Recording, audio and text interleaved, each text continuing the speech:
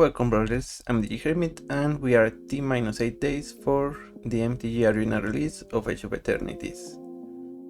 So what we're gonna be doing today is we're gonna be taking a look at the best Edge of Eternities cards for Brawl. The way I decided to structure this video is we're gonna talk about the 5 best commanders, then the 5 best special guest lands, and then, because I wanted to talk about more than just 5 cards, I decided to talk about the 5 best archetypes that are gonna get some improvements from the set. So without further ado, let's get talking about our commanders. So our first commander is gonna be Tanuk's Steadfast Second. For 2 and double red, we get a Kabu pilot with other creatures you control have haste, and artifact cards and red creature cards in your hand have warp 2. Warp 3. Warp 2 and a red.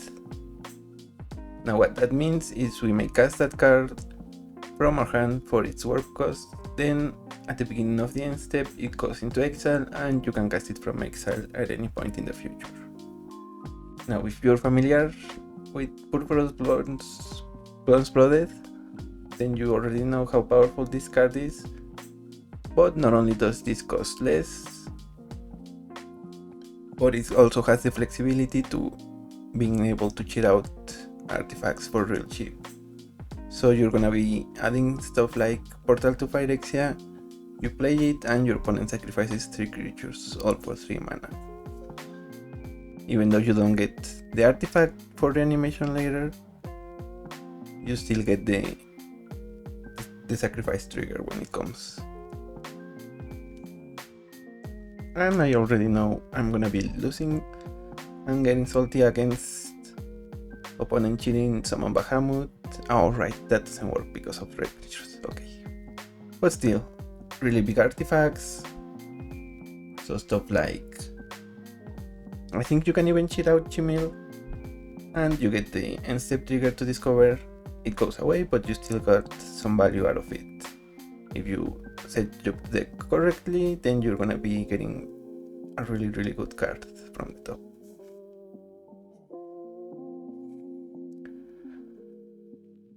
So yeah, the fact that it costs less than Purpurous really makes up for the fact that Purpurous is indestructible and it's an enchantment rather than just a creature. So if you see Tanuk, you need to hold up your removal. That way when they cheat out a creature, what you wanna do is you let them resolve the warp spell, and then you kill Tanuk. That way the creature is not gonna have haste.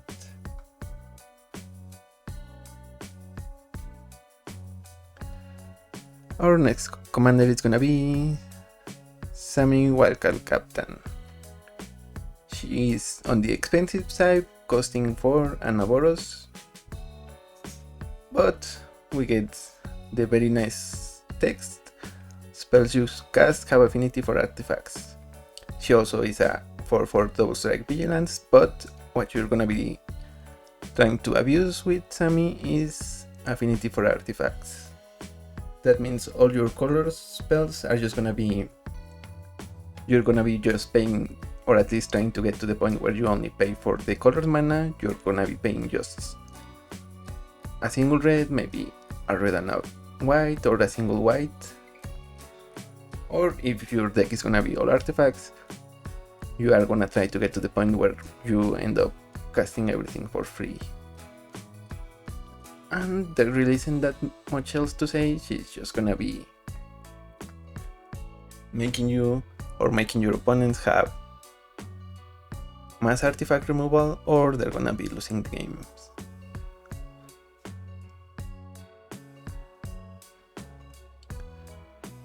Then at number 3 we have Halija Guided by Light. Whenever Halija or another creature or artifact you control enters, you gain 1 life. And in case you aren't aware, this is just probably the best, the second ability at the beginning of your end step, draw a card if you gain 3 or more life this turn. This is gonna be the one of the better life game commanders, because in case you haven't noticed, Wizards try to push the agenda of having do the stuff and then draw a card. Now this Halija is not as abusable because you only get the trigger at the end step, so that means that's not gonna be as broken as some cards like Corball, which have whenever you sacrifice a permanent draw a card. So in this case it's just you gain 3 life in a single turn, you get a card, and that already makes it one of the better life game commanders, because stuff like Heliod, one of the better ones, it doesn't have card advantage attached to it. It only makes you go into an aggressive plan, whereas this is just gonna be setting more possibilities of more controlly life game builds, where you just play your cards, gain some life, and you keep throwing cards so you don't run out of gas. And also, it's also staple to the fact that it's a life game card itself, and one of the easier to get triggers, by making it so that your creatures, or if you're gonna be trying to go for the control build, you're gonna be wanting to get artifacts. So every artifact whenever you get an artifact in play, it can be a token, it can be an artifact that makes a token, that well you already get 2 life, and you're only 1 away to triggering the end step trigger. So yeah, Halija, Guided by Light, probably the best mono white life game commander we've seen in recent history, and we'll see if she becomes a staple or just the best one for the foreseeable future. And she also has warp, but if you're gonna be playing her as a commander, you probably don't want to play the warp, because you just want to play her for 3 mana and get some artifacts in play. Or creatures. At number 4 we have Diadrine Synthesis Amalgam. 4 X, 1 green and 1 white. We get a 0/1 construct with trample. He's also an artifact creature, but more importantly, it enters with a number of +1/+1 counters equal to the amount of mana spent to cast it. So that means even if you are paying for the commander tax, that counts as mana spent to cast him. Also, whenever you attack, you may remove a +1/+1 counter from each of 2 creatures you control. If you do, draw a card and create a 2/2 colorless robot artifact creature token.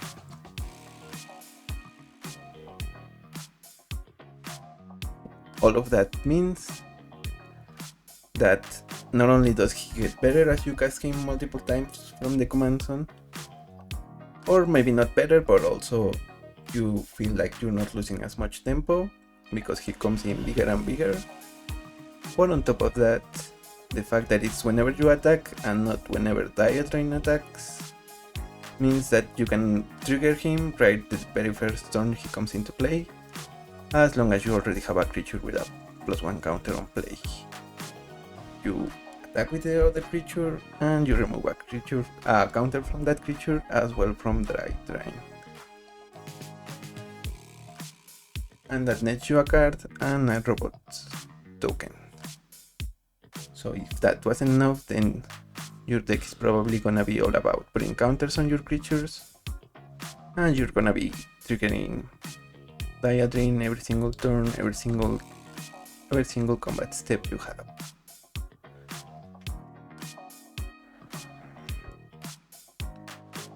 Also, I think we need one of the better commanders for this archetype in that same colors was Hamza. And what Hamza did is he wanted you to have a payoff as well as a setup, because he gave you a discount whenever you based on the amount of creatures you had with +1/+1 counters, whereas Diatrine is kind of half your setup by him entering with counters himself, but also he's a payoff and probably better. You heard me talk about how Halija is good because she throws you a card. Well, Diatrine not only throws you a card, but he also makes a colorless token, so and a 2/2 at that. So he becomes even better than Halija. So yeah, he will be fun to brew, and he seems like he might be manageable if you play against him depending on your build. And the fact that he's an artifact creature might make him very, or at least more easy to interact with than other commanders. And finally, our best number 1 commander from the set is gonna be Memnor, the right hand. For 3 generic and double blue, we get a Jellyfish Advisor. He has flying. You may look at the top card of your library at any time. You may cast artifact spells from the top of your library, and also artifacts you control have tap to add blue mana. Spend this mana only to cast spells from anywhere other than your hand. Now, in case you haven't drawn the parallels yourself, or you haven't looked at anywhere else where people talk about this card, this is more or less a more balanced version of Ursa High Lord Artificer, but more balanced doesn't mean actually balanced, it just means it's not as broken as Ursa. But still, the fact that you can transform every single artifact you have into essentially a mana rock, or at least the ones that are non-creatures, because creatures would become mana dogs, meaning they need to not be summoning sick in order to add the mana. So that's one part where it's balanced. Also, the fact that you can only spend it on spells from other than your hand is a way to balance it, but still getting a lot of cheap artifacts that cost either 1 or 0. That's gonna allow you to just keep making more and more mana. And also the fact that it's a future side effect, it's gonna give you serious card advantage, and just so you keep in mind if in case you're gonna build it, or in case you build it before I build him myself, you should keep in mind that this works with cards with flashback, cards with foretell, and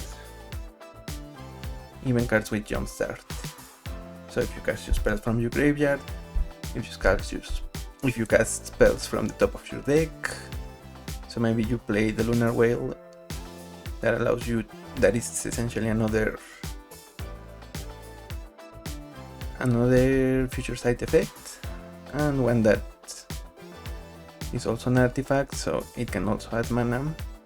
That means that you're gonna be trying to cast as many spells from anywhere other than your hand as you can, and the restriction makes it a little bit more fun to build, and like I said, a little bit more balanced, but still keeping a very high power level, even if it's not on the same level as Ursa.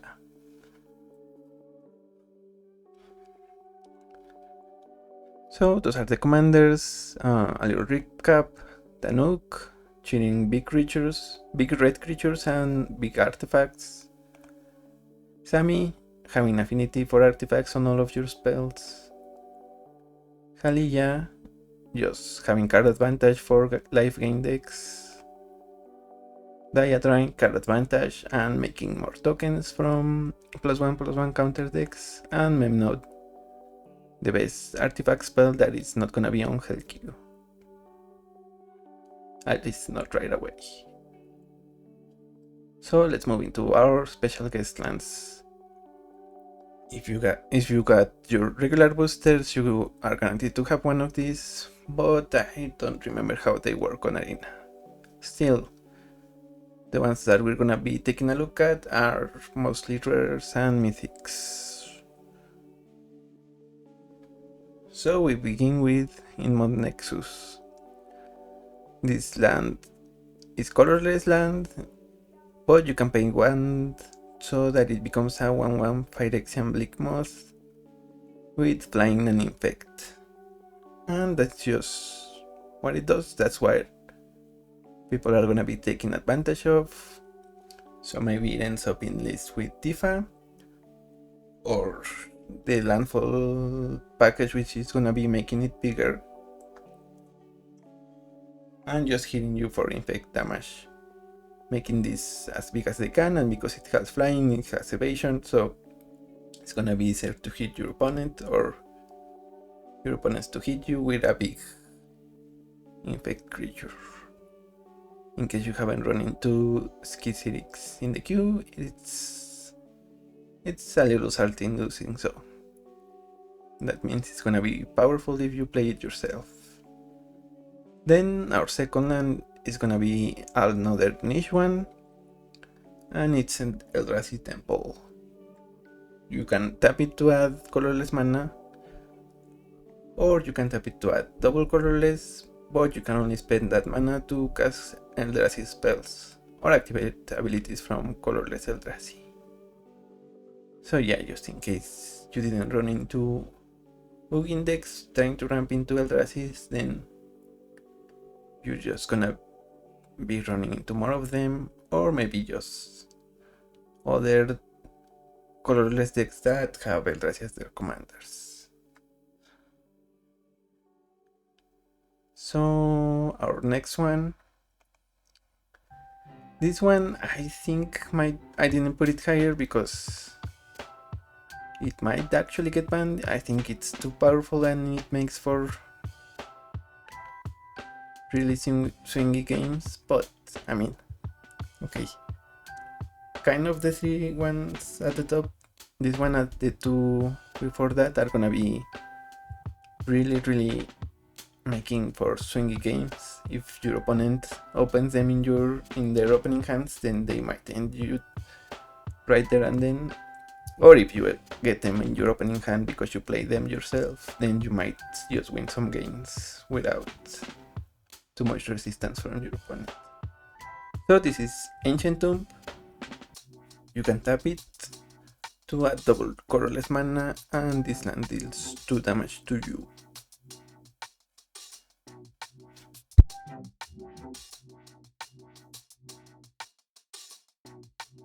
And that's it, that's all it does. It taps for double colorless mana. Now, I'm not sure if you are aware, but having extra mana is gonna be really good. This allows you to get, if you open your Ancient Tomb, if you have your Arcane Signet, then it's Ancient Tomb, Arcane Signet, and you're gonna be having 4 mana almost guaranteed on turn 2. And if you cannot win with 4 mana on turn 2, then maybe tune up your deck a little bit, because there is gonna be a way for your deck to do that. Even if you just play your commander that costs 3 or 4 mana, that should put you ahead of your opponent in most cases, as long as you're not playing in Hail Q. Otherwise, I mean, in Hail Q all is fair, I guess. And speaking of the cards that you're gonna be trading, we have Strip Mine. It's a land, it taps for colorless, because most of them do so far, and it can also tap and sacrifice itself to destroy target land. So not only is this gonna be good index like Mythweaver Puck, where you can copy it, but also other green landfall decks or green decks that are gonna be wanting to play lands from their graveyard.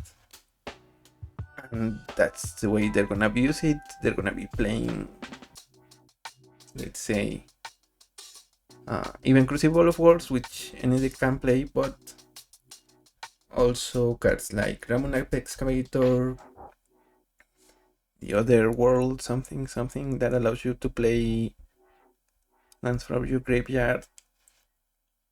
And there's gonna be even a new card which is on the list, but we'll get to that later.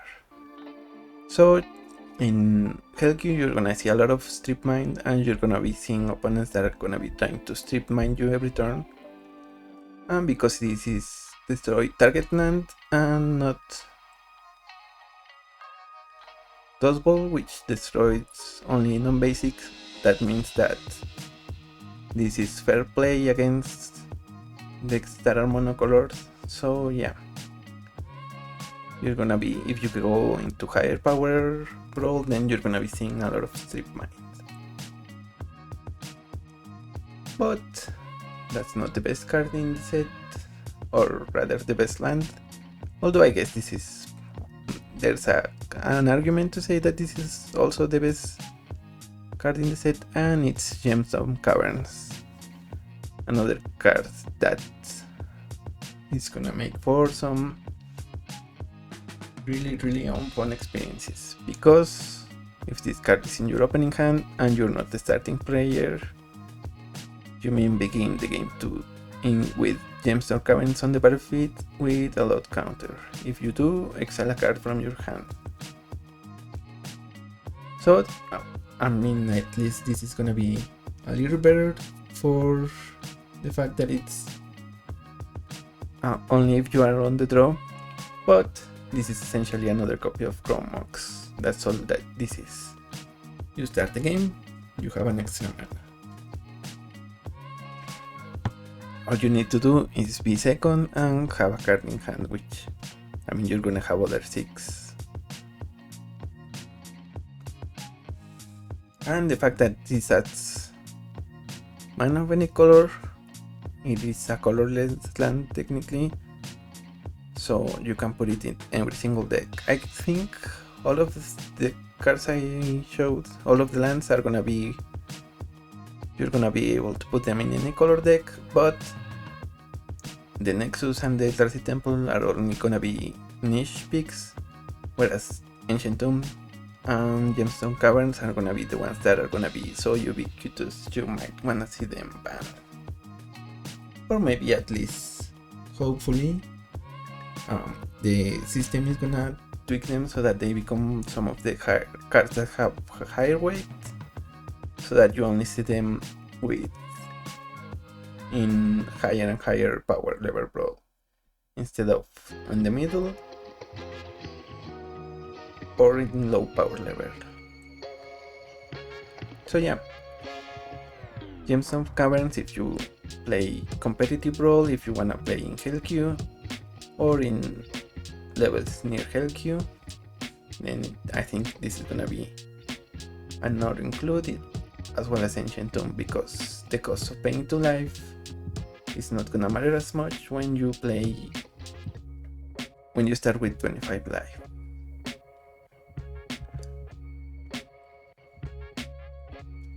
So those are the lands, and I think it's time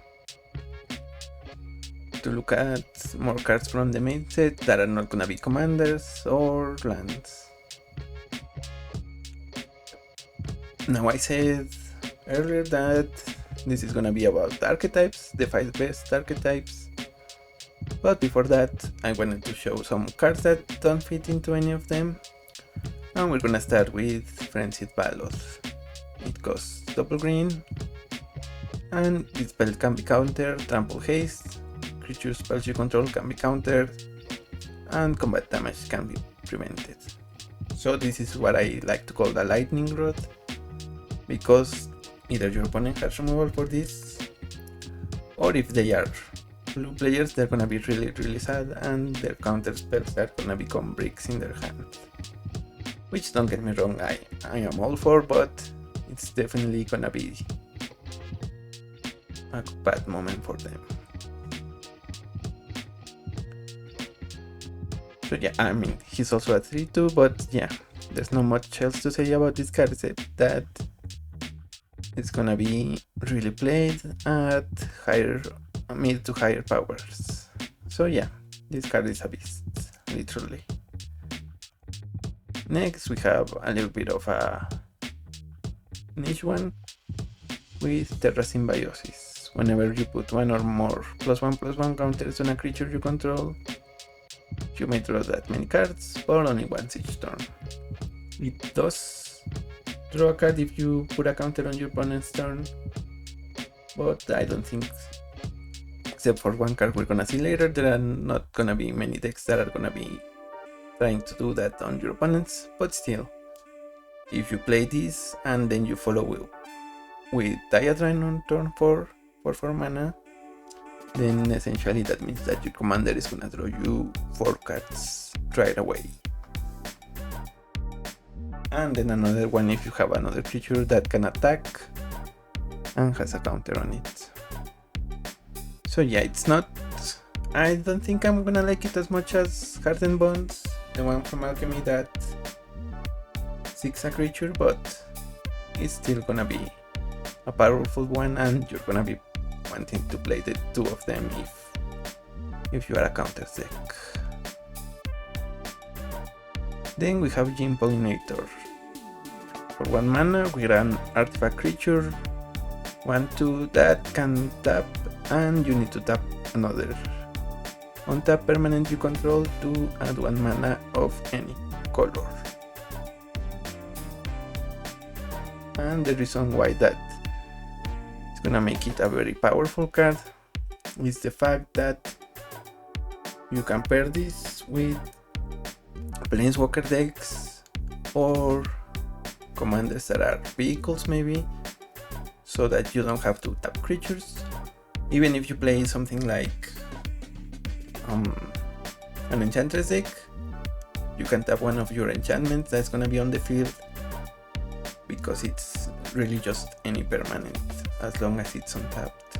So if you tap an enchantment that doesn't have a tap ability, if you tap an artifact that doesn't have a tap ability, if you tap a Planeswalker, you're gonna be making this into a mana dog, just like Birds of Paradise. Not quite the Lightning Halfling, but still the only way that make sure this is balanced is the fact that you need the other permanent, so it's not gonna be as explosive. If you draw it on turn 1, then you're not gonna be taking as much advantage unless you have, like I said, maybe a Mishra's Bubble, maybe a cheap enchantment, or otherwise starting turn 2, turn 3, you can play this and you have a permanent on play, and it's gonna be just a Birds of Paradise from then on. Then we have another one that I think is gonna be very niche, Pain for All, for 2 generic and a red. It's an aura enchantment. Enchant creature you control. When this aura enters, enchanted creature deals damage equal to its power to any other target. And I think that's really the crux of this card. But it also says whenever enchanted creature is dealt damage, it deals that much damage to each opponent.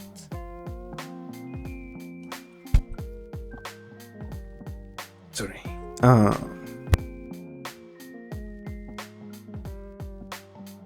So yeah, the point of this card is that it's gonna be all about, it's gonna be the best it's gonna be is when you play with a creature that with a commander that wants to get really big. So maybe when I saw this, I immediately thought about Corbold, Face Curse King.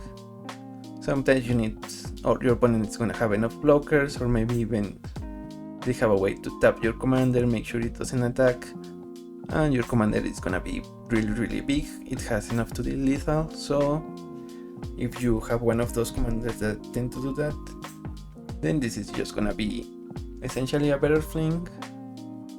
Much like Fling, if your opponent kills your creature in response, then you don't get the damage. So it's the case for Pain for All, but if it resolves, you're gonna be winning the game that way.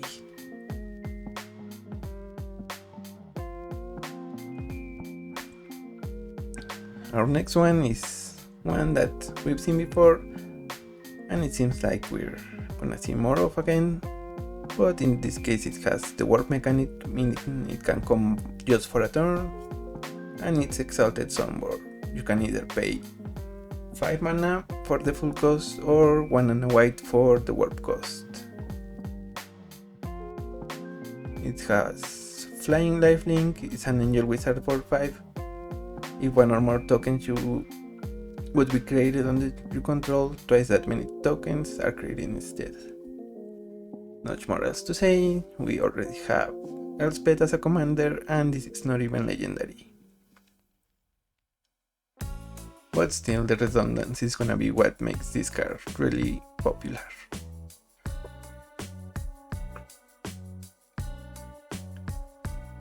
Then we have another card that is similar to one we already see, but don't worry, this is not gonna be as hard as its counterpart. Sorry, this is Tractor Beam. For 2 and double blue, we get an aura, enchanted creature or spacecraft. When this aura enters, tap enchanted permanent, you control enchanted permanent, and that permanent doesn't untap during your untap step. So this is essentially, if you are familiar with Housemail from Brawl, then this is gonna be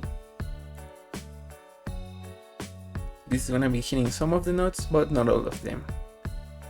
The major one is that you're gonna be getting the creature or spacecraft. And since Housemail very much in the same way as Housemail, this is gonna be targeting your opponent's commander more times than not. And the key part is that you get to control that permanent. So your opponent cannot have it unless they have artifact, unless they have enchantment removal or they have removal for their commander. The reason this is not as bad as Housemail is because this doesn't make your opponent having creature removal is gonna be more likely than them just having enchantment removal, which Housemail always required.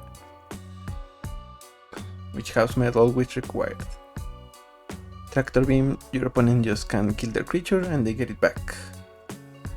So yeah, if you are a fan of having a second Housemail, then this might be worth a try.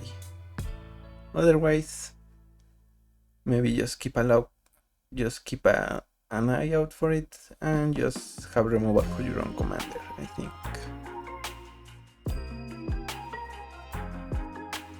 So finally we get into the archetypes, although it seems alright, this is one extra. Yeah, and also I don't have the archetypes in a particular order, but I do have the best at the front. So before that we have another card that is generically good. It's Elegy Acolyte. For 2 and double black, you get a human cleric 4/4 with lifelink.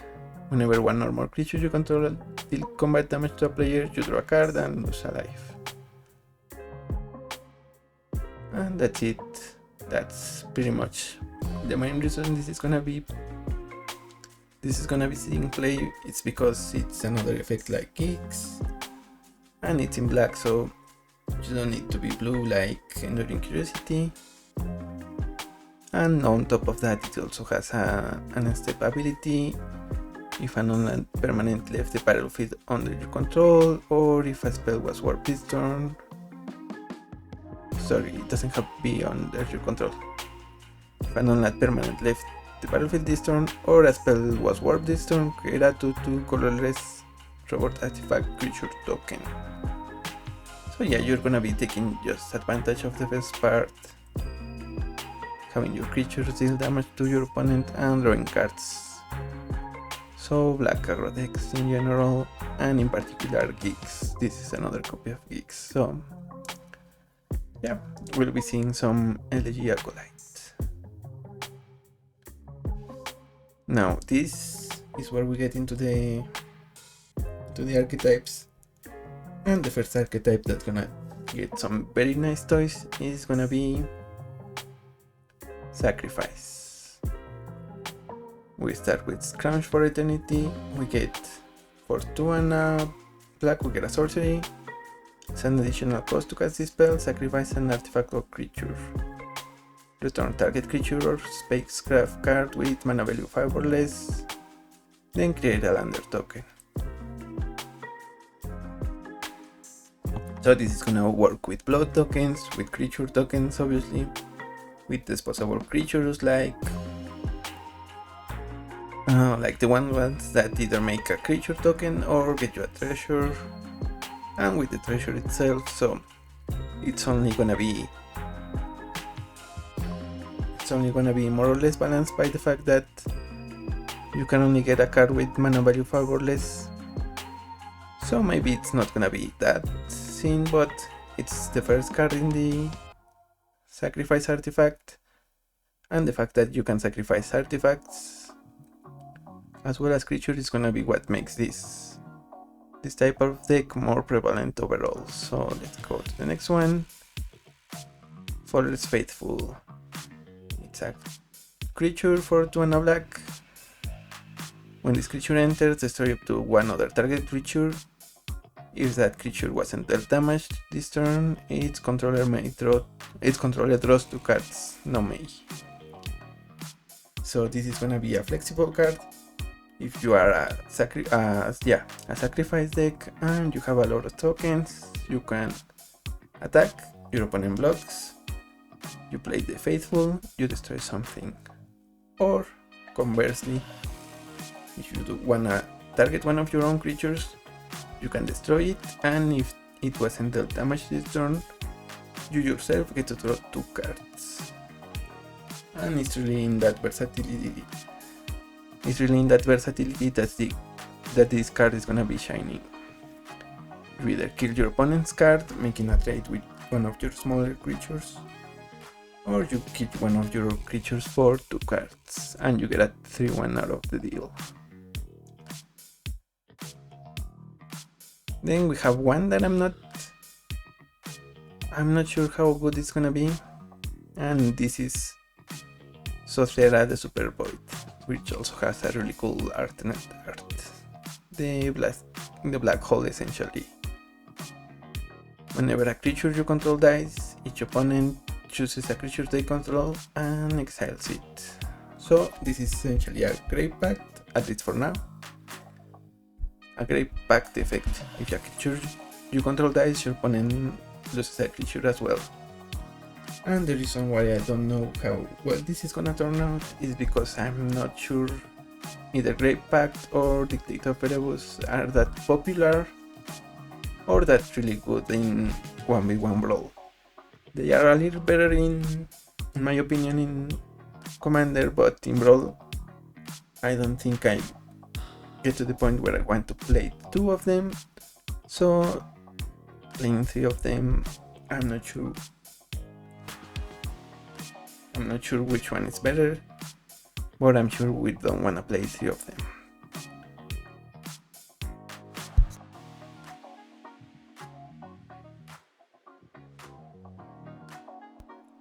On top of that, it does has another ability. At the beginning of your end step, if a player controls no creatures, sacrifice Sothera. Then put a creature card exile with it onto the battlefield under your control with 2 additional +1/+1 counters. So it is really my opinion that if this card is gonna see play, it is because of the second part put together with the first one, obviously. If you run out of creatures, then you get 1 from your opponent, and if your opponent plays a small amount of creatures, then you're gonna be getting essentially their creatures right away. So yeah, like I said, if you are in a sacrifice deck, this is a card you might wanna consider, but I'm not sure if it's gonna turn out. I guess we'll have to try it. Just remember to subscribe, check out the channel, and once we get to play with it, I'm sure we will have a better opinion on it. However, there is a card that everyone knows it's gonna be great. I mean, if you have seen it, you know, and if not, let me introduce you to Umbral Collar Zealot. For 1 generic and a black, we get a Human Cleric 3/2, and so you can sacrifice another creature or artifact to surveil 1. And that's it. That's the card. It's a sacrifice outlet, but remember we are brawlers, so we are in Magic Arena, and this is gonna be the best repeatable, the cheapest repeatable sacrifice outlet that we're gonna have so far. Before this card we only had Ghost Rider and maybe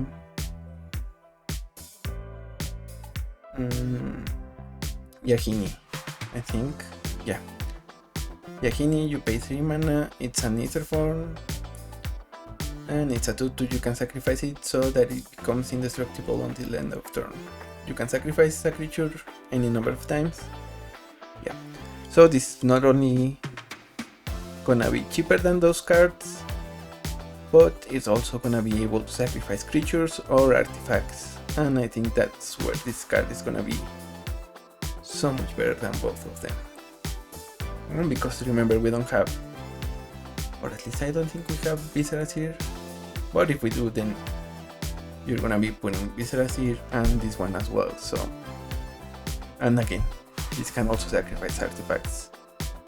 So I think I mentioned him before, but I think we might wanna play some Corvold again with a lot of these new toys, because yeah, having this kind of sacrifice outlet for free and this versatile is gonna be really good for Corvold.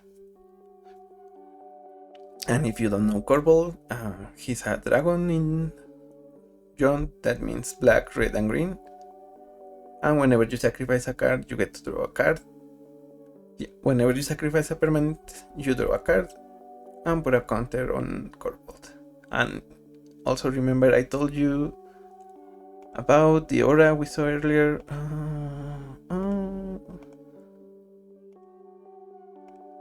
Pain for all.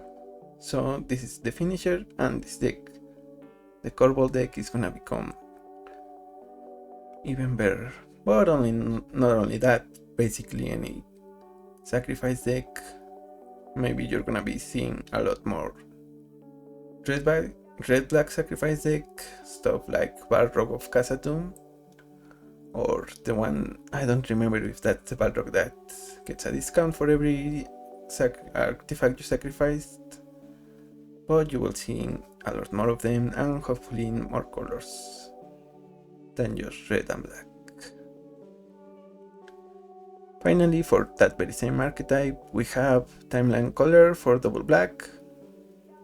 You get a Drix Warlock 2/2 with haste.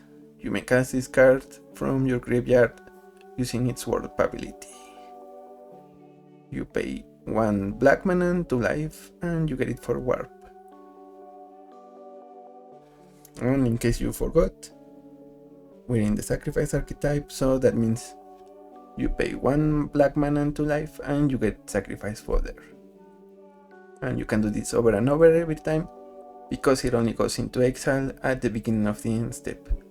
But since you're gonna be sacrificing it, he will go back to the graveyard, and you can keep doing it over and over and over again. So if you have, you need to have Warren Soul Trader and a couple of drain effects, Blood Artist, that kind of thing. I think you need at least 3 to go neutral, but even just 1 or 2 are gonna help you drain your opponent little by little, if you have enough life. So yeah, he's repeatable, he can go infinite, and you can pay only 1 black mana and 2 life. So yeah, and he also has haste itself, so you don't need anything else. You can warp him, and he's gonna be dealing 2 if that's what you need, if the cost is clear. And I think we are at a final sacrifice card, or maybe just a good general. Yeah, no, this is mostly sacrifice because it's a sorcery. So trajectory, 1 black sorcery, target creature gets -2/-2, or void if an unland permanent left the battlefield, or if you warp that spell, that creature gets -10/-10 instead. So yeah, this is only gonna be okay and not great because it's a sorcery, or otherwise you're gonna be killing creatures with 10 toughness or less, which is gonna be most of the format. So after that, I think Sacrifice is the deck that got the most things. The next ones are gonna be shorter. So let's get into blue-red artifacts as our number 2 archetype. And to exemplify that, we're gonna start with Atomic Microsizer. For 1 blue, we get an equipment. Equipped creature gets +1/+2. Whenever equipped creature attacks, up to 1 target creature can be blocked this turn and has base power and toughness 1/1 until end of turn.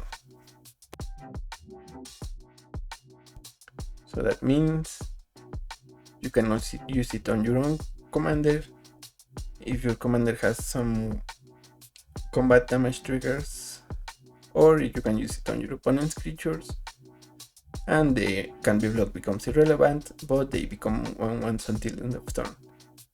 And all you need is a way to take advantage of that, and yeah, just deal 1 damage to them maybe.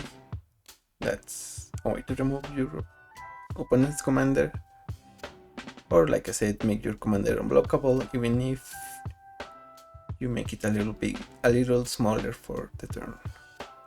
Next we have Terapack Intimidator, which again,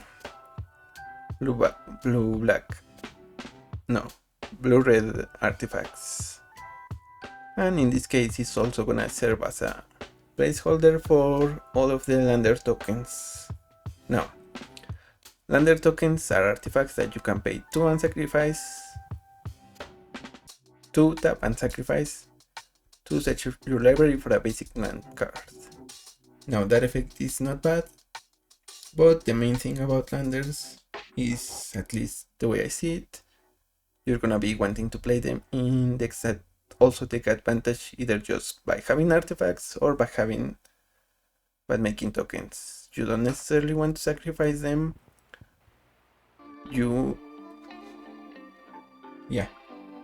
If you wanna take the most advantage of lander tokens, you're gonna be wanting to play a deck that is gonna be taking advantage of just having artifacts center. So I'm thinking maybe the Saheelis, red black Saheelis, and the Timor Saheeli I think also works with it. So yeah, any blue-red decks that care about, or maybe even red, blue, and green. In the case of Saheeli, I think from Ether Drift, yeah, the Saheeli from Ether Drift commander is gonna be caring about artifacts, so you might want to play cards that make lander tokens. And I think the Terapack Intimidator is gonna be the best of them, because when this creature enters, target creature may have you create 2 lander tokens. If they don't, then you put 2 +1/+1 counters on it. So it's either a 4/3 for 2 mana, or a 2/1 that gives you the 2 artifacts that you're gonna be using for your synergies. And in the same archetype, we have Weapons Manufacturing. Whenever a non-token artifact you control enters, create a colorless artifact named Munitions. When this token leaves the battlefield, it deals 2 damage to any target. So on top of creating any number of... So whenever you're gonna be playing your non-token artifacts, you're getting a token artifact, and if you have the synergy, that means you have 2 artifacts enter, and on top of that, when the token leaves the field, if you have a way to sacrifice it, then it also deals 2 damage to any target.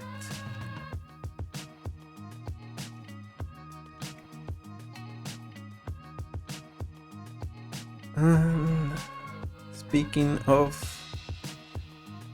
now this cares about when the artifact enters, but if your opponent is playing counter spell, then maybe Pinnacle Emissary is gonna be better. For one generic, one blue and one red, you get a 3/3 whenever you cast an artifact spell, so it doesn't have to enter, you have to cast it. Create a 1/1 colorless drawn artifact creature token with flying, but that token only can block creatures with flying. So yeah, again, if your commander cares about you getting artifacts to enter, then this is gonna give you one more trigger for whenever you cast an artifact.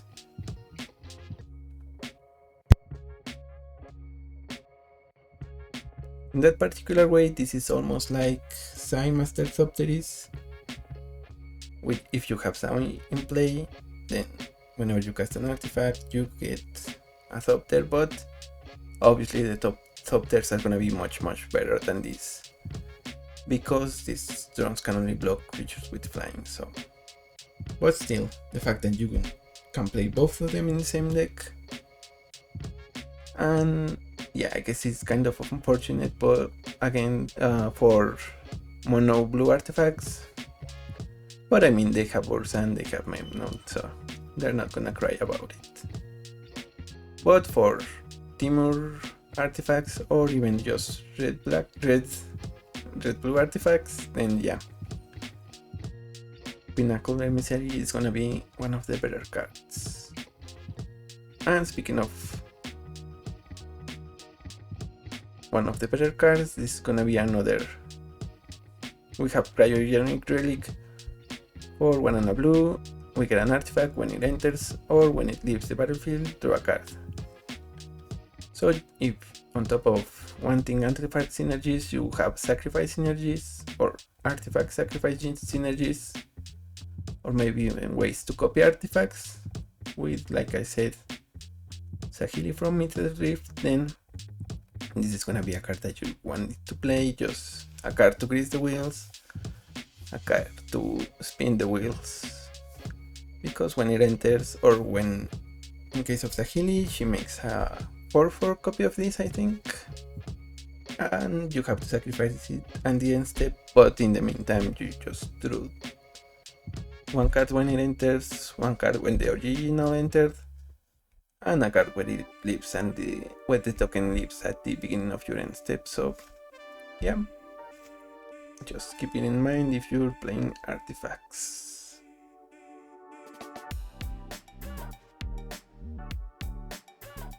Now our number 4 archetype. Oh no, we have another for the Timur artifacts. Or, okay, I should read it first. Biotech Specialist for 1 red and 1 green. We get an Insect Scientist, 1/3. When this creature enters, create a lander token. Whenever you sacrifice an artifact, this creature deals 2 damage to target opponent. And yeah, in case I need to say his name again, Corbold. And especially if you're a Corbold deck that, like the one I built and the one I wanna play again with Edge of Eternities, if your Corbold deck is all about treasure tokens, then this is gonna be a really good finisher, because whenever you sacrifice a treasure token, you get the mana from the treasure, you get to draw a card from Corbold, and now on top of that, you get to deal 2 damage to target opponent. Now it's not gonna be, well, it has its plus and minuses against Mayhem Devil, because Mayhem Devil deals 1 damage to any target, whereas this is just 2 damage, but only to your opponent. So if your opponent has a bunch of creatures that you wanna get rid of, Mayhem Devil is better. But if you wanna deal damage to your opponent, the Specialist is better. And because, like I said, Corbold, you're gonna be able to play both of them. However, if you just are playing any group commanders that care about creatures, so I'm thinking Jolene is the one that comes to mind. Whenever a creature with power 4 or less, 4 or greater deals combat damage to an opponent, you create a treasure, I think. Or maybe I'm mistaking her. But yeah, there are a couple of, or maybe there's just the one commander that cares about treasures in Gruul, but also, like I said, Timur Sahil is one that's gonna be fun to play, because you sacrifice the tokens at the end of the turn, so if you make the cryogenic relic, then you get to draw 2 cards, and you get to deal 2 damage to your opponent, as well as 4 from the attack, so should be a really good card to see. And yeah, okay. Our number 2 archetype, I decided to include one that is not as popular, but it's in the back of my mind because it's one that was introduced with Darker Dragonstorm. And that is casting 2 spells in a turn, or as it was called back then, Flurry. I said back then, but it's literally like 3-4 months ago.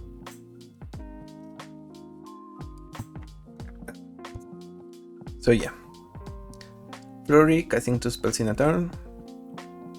And we have Station Monitor. Whenever you cast your second spell each turn, create a 1/1 colorless drone artifact token with flying, and it can only block creatures with flying.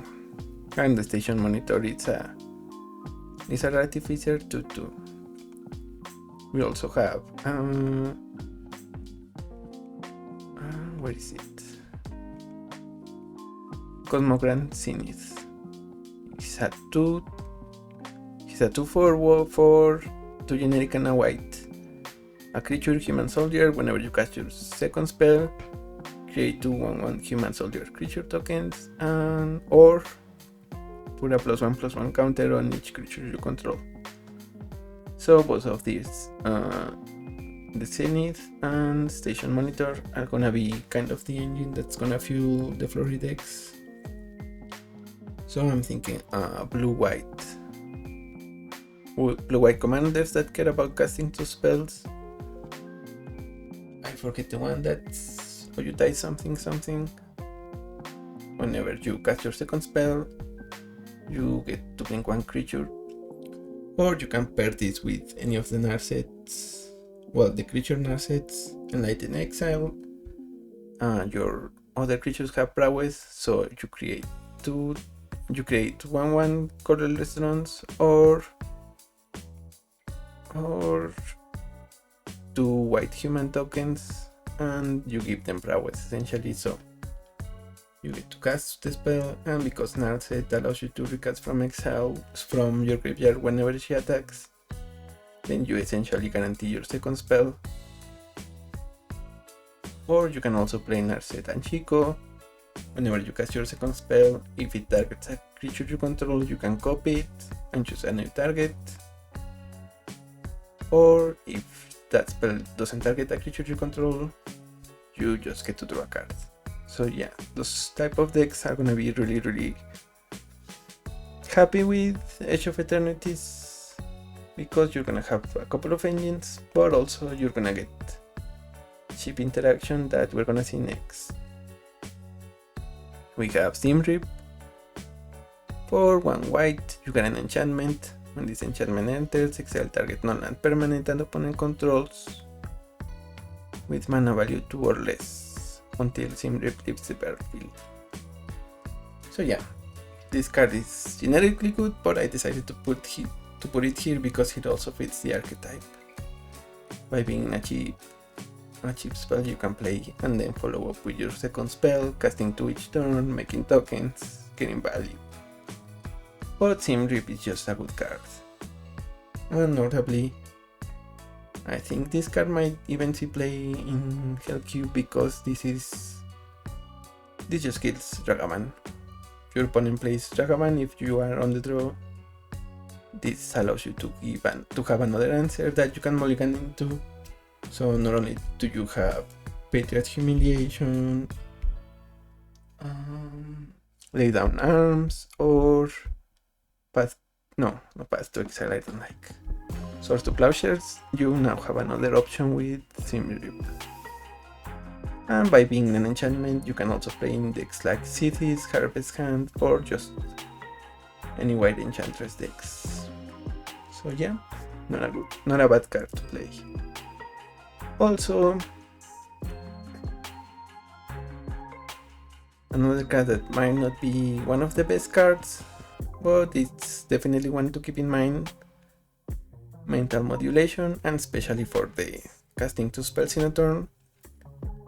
It's an instant for 1 and a blue, but it costs 1 less to cast during your turn. Tap target artifact or creature and draw a card. That's it. It's just a cantrip and it costs 1 mana on your turn. So maybe even decks like BB Ornithir, you want to play this because it throws you a card, it cycles itself, and you get 1 counter on BB, you just paid the 1 mana, so you're gonna get it back.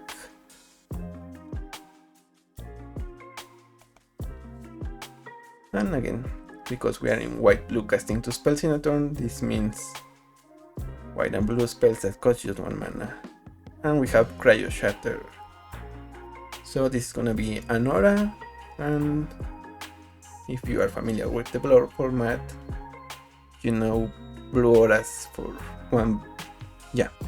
auras that cost only 1 blue mana are gonna be really good at one thing, or they're gonna be sync play for if they're good at one thing, and that is making your opponent's commander bad. So this is enchanted creature, and enchanted creature gets -5/-. So when enchanted creature becomes tapped or is dealt damage, destroy it. So yeah, this is essentially okay, this might not be as good because it only makes it so that your opponent's commander loses power, doesn't take away its abilities. But if you have a way to follow up with tapping it, like I showed you before, Mental Modulation, or maybe your commander is all about tapping, maybe something like Tidus Blitzball Star. Whenever it attacks, you tap a creature. So those are the type of decks where you're gonna be wanting to play Cryo Shatter, or maybe even decks where your commander is gonna be dealing 1 damage to your opponent's creatures, or where if you play Fire Magic, those type of decks, blue red stuff like BB. Or then if you can deal damage or tap your opponent's commander right away, then this is essentially a blue spell that removes your opponent's commander.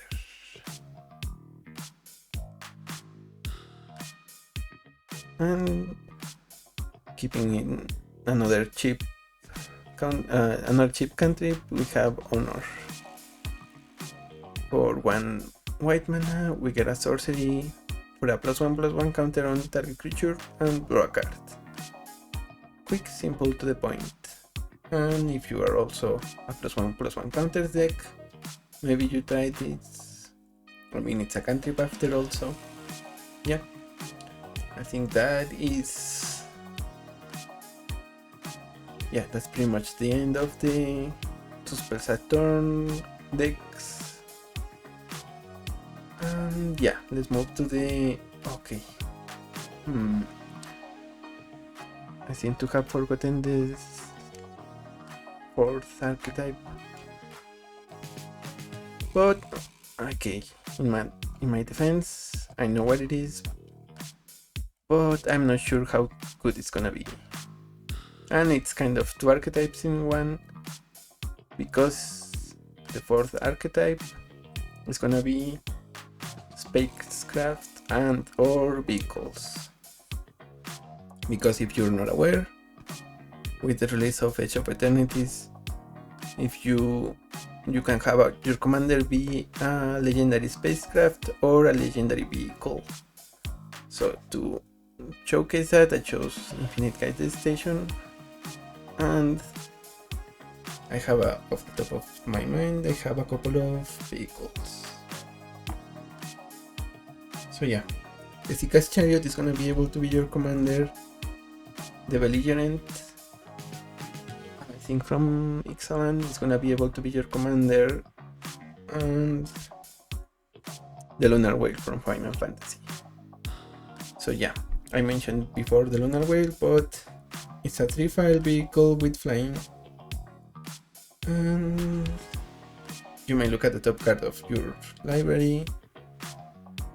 Whenever the Lunar Whale attacks until end of turn, you may play the top card of your library. Yeah, so those are gonna be the ones that are gonna be seeing play, I think. Zika's Chariot, the Belligerent, it's an inset, and it's essentially the Lunar Whale but in blue-red, and Zika's Chariot, I think. So those are gonna affect the Brawl landscape, and they're gonna be making or forcing you maybe to run a little bit of artifact removal. But I guess not that much, because at the end of the day, if they play those cards, they're gonna be trying to make them into creatures, so instant speed removal for creatures is gonna do it. But also, like I said, we also are gonna be able to play spacecrafts.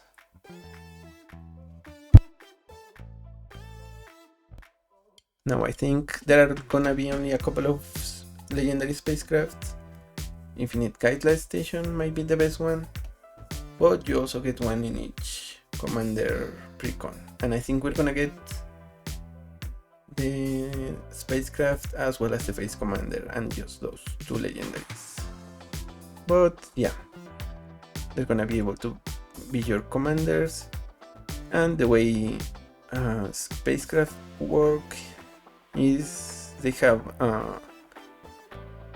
you can tap a creature with a certain power, and you tap a creature and you add that number of charge counters to the spacecraft, and then when you reach a certain threshold of +1 of charge counters, you get a certain ability, and at some point you get your spacecraft to become a creature. I think there are another. Okay, yeah. We see here in Spirit, as you can see, if you tap one power creature, then you get the first ability, and then when you get 8 charge counters, then it gets another ability and it becomes a creature. So I honestly am not sure how this mechanic is gonna work, but I think if it turns out to be good, and even if it doesn't, the fact that we can have legendary vehicles as your commander is gonna be making for a different play experience in Brawl overall. So finally, I think this archetype is gonna get some of the best cards, and it's definitely an archetype that I'm gonna be dreading to face against, because our final and best archetype that's gonna be improved in Edge of Eternities is Landfall. So I think we only have 3 actual cards, but keep in mind we're also getting Lander tokens, and this archetype is already really good. Now, if you are not aware, then at the time of recording, there is a Landfall book cache. You have cards like Nissa Resurging Animist, which is essentially Lotus Cobra. You have Lotus Cobra. You have Tireless Provisioner, another Lotus Cobra type effect, except it makes treasure tokens, so you get to keep the mana for a couple of turns. Or if you need it, like the Lotus Cobra, you use it right away. Now on top of that, we're gonna be getting Tanuk Memorial Engine.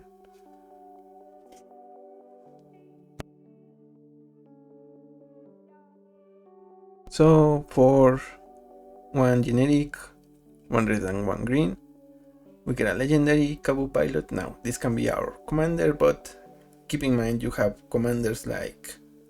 Okay, I should read Tanuk first. He's a Kabu Pilot 2/4 with Longfall. Whenever a land you control enters, Tanuk deals 1 damage to each opponent. Then if this is the second time this ability has resolved, then draw a card. So, like I said, this is a good effect, and you might be thinking this is a great commander, but essentially this is a powered down version of another existing commander, and one that I really don't like playing against that much unless I'm playing a really good deck, and that is Omnath Locus of the Roil. Omnath Locus of the Roil has a similar effect, except you get to put instead of dealing damage to your opponent, you get to put a counter on an elemental you control. Omnath is an elemental, but then if you have 8 or more lands, you get to draw a card, no questions asked.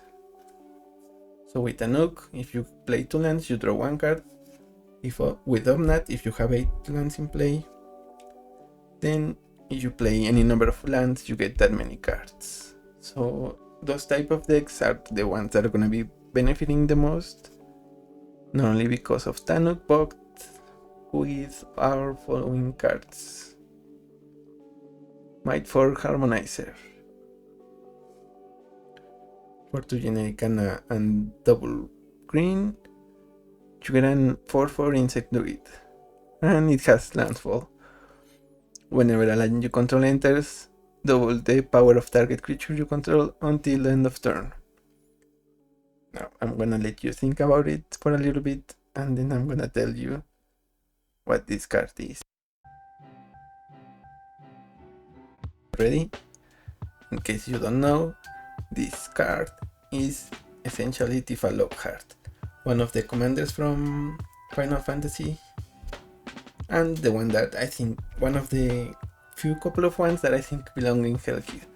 So not only do you get that as your commander, but now if you play any green landfall deck, which is essentially any landfall deck, then you get to have 2 copies of Tifa, either one as your commander and one in the 99, of the 2 in the 99.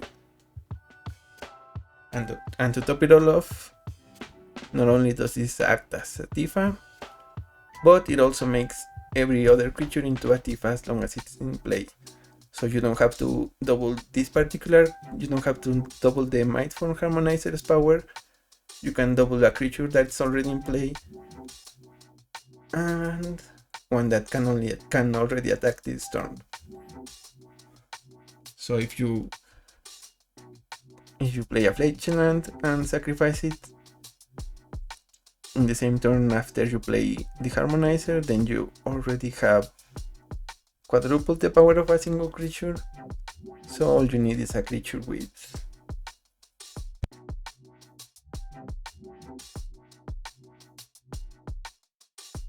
you will need a creature with 8 power, but if you are playing a landfall deck, then you only need, you are gonna be trying to have ways of playing multiple lands each turn. So if you play 3 lands, you get to times 8 the power of a creature. Yeah, and I think 3 times 8 is 24, and that's just one way to the total life that you start with. So if you have a 4 power before the Harmonizer, then yeah, you only need 3 landfalls and you get lethal essentially. So you can do this with any number of creatures. Every other creature you have can become a threat, and because this is a landfall, if you have enough land drops available, Then you play this, you play your landfalls. Well, I guess your opponent can respond. I was thinking your opponents cannot respond, but in reality they can, because the landfall trigger goes in the stack. If they try to kill your harmonizer in response, then you sacrifice your land, so hopefully you have a fetch land, and you are guaranteed 2 triggers, so yeah, at the very least dealing 8-16 damage. If you were trying to go for lethal, then yeah, that's a really threatening position. But wait, there is more. Because the best, in my opinion, the best card, or at least the best non-commander card that we are gonna be getting with Edge of Eternities is Ice Steel Explorer. For 2 generic and double green, we get a 2/4 Insect Scout. It's a creature, no artifact creature, not an enchantment creature, regular old creature. But it has, you may play an additional land on each of your turns. Now that is already okay, that is already an effect that you might want to play in landfall,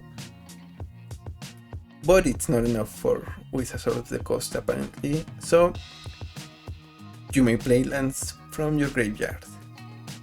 And what that means, if you play this,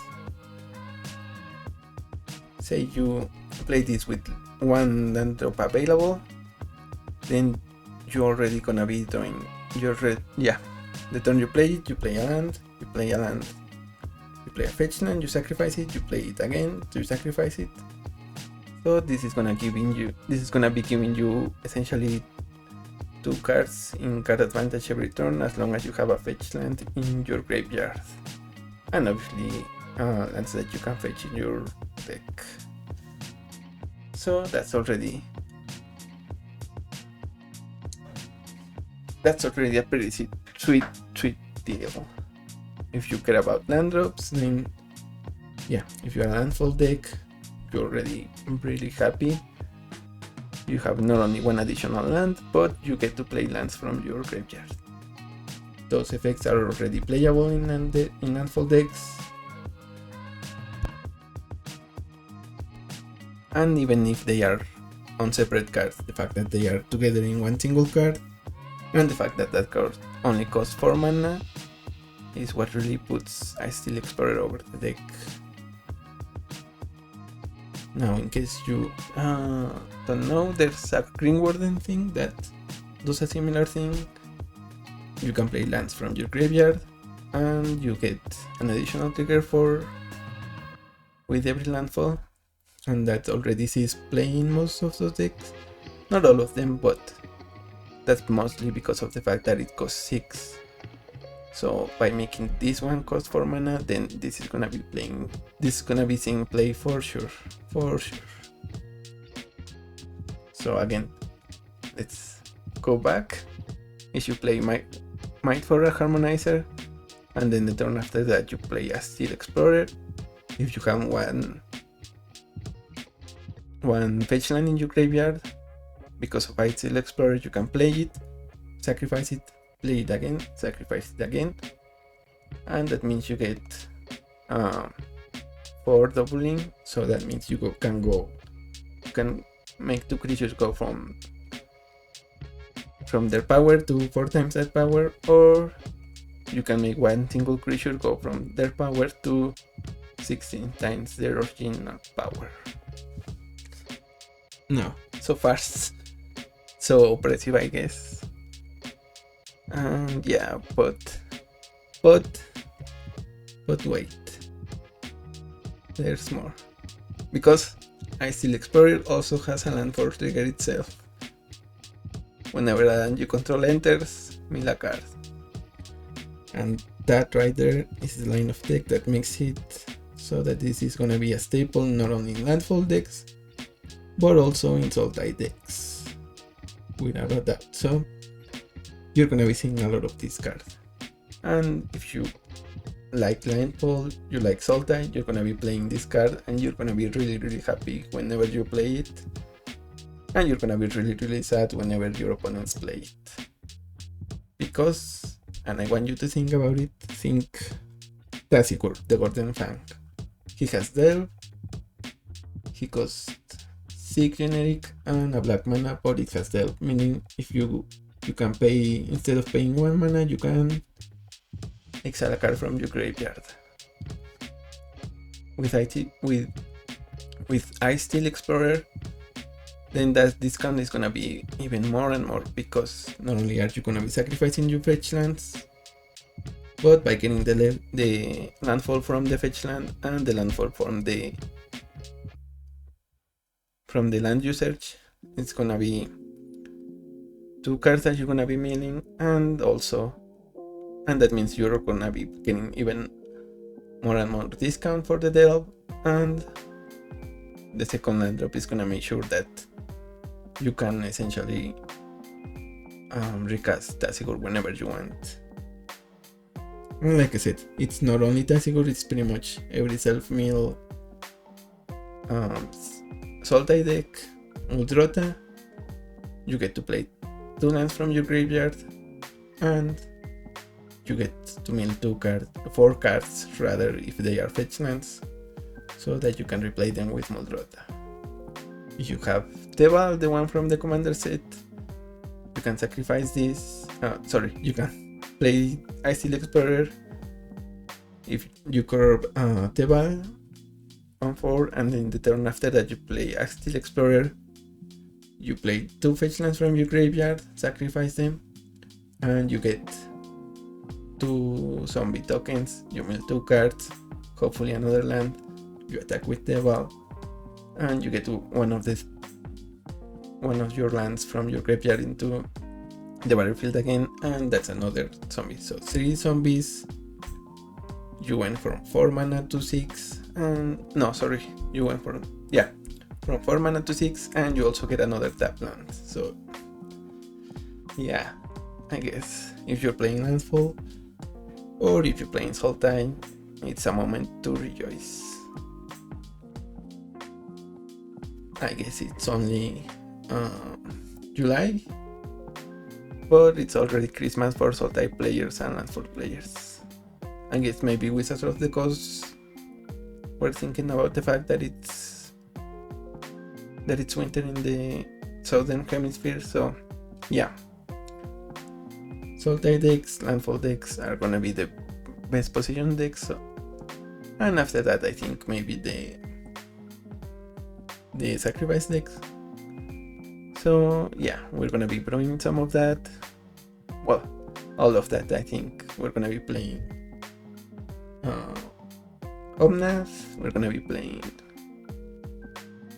I don't know, maybe another Landfall deck, and we're gonna be playing Corvold. We're gonna be playing, I think I wanna play Tebal instead of Tasigur, but we'll see. So yeah, what are your decks that you wanna improve in Edge of Eternities? Leave a comment down below, and remember to subscribe. But I'm DG Hermit, and I think, okay, before we go, just a quick recap. The best commanders,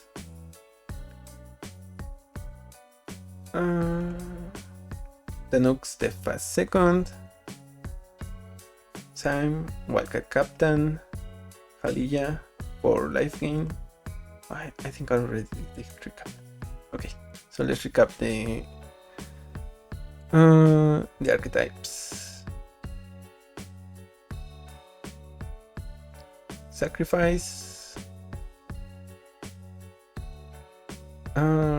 artifacts, is it artifacts? Well, black and any other color for sacrifice, black, white, or John in this case.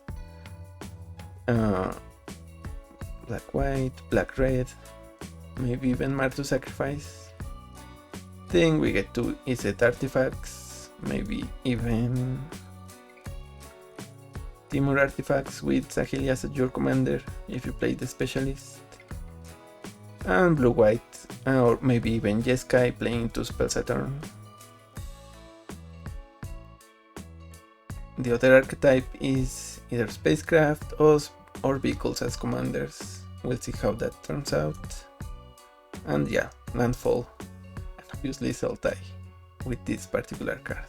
So, thank you for watching, and let's wait until release for some Edge of Eternities action. I'll be seeing you then. Bye bye.